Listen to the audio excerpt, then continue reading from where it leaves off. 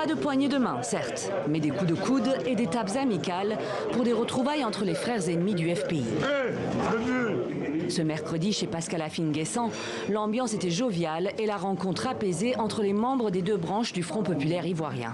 Désormais des camarades, selon le président du FPI légal. La visite qui nous a été rendue hier par une délégation de camarades au nom du président Laurent Gbagbo, la visite que nous rend aujourd'hui EDS, qui, comme vous le savez, a pour référent politique le président Laurent Gbagbo, tout cela constitue des actes forts, des messages forts, des signaux clairs que le président Gbagbo adresse aux militants du Front populaire ivoirien, aux militants de la gauche et au-delà à toute la Côte d'Ivoire. Un signal d'unité, de rassemblement peut-être, c'est en tout cas un début de rapprochement. Une visite de fraternité, de solidarité, de soutien au président de l'AFD. Et je dois dire que nous sommes heureux de le retrouver prêt à reprendre le combat.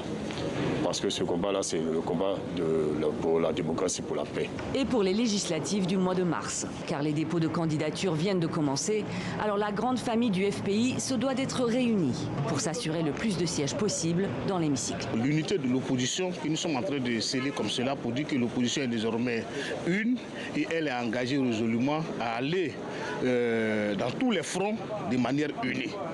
L'unité nécessaire pour ravir le plus de sièges au parti présidentiel. Mais elle est encore loin d'être effective. Reste à voir si les deux factions FPI iront aux législatives sous la même bannière.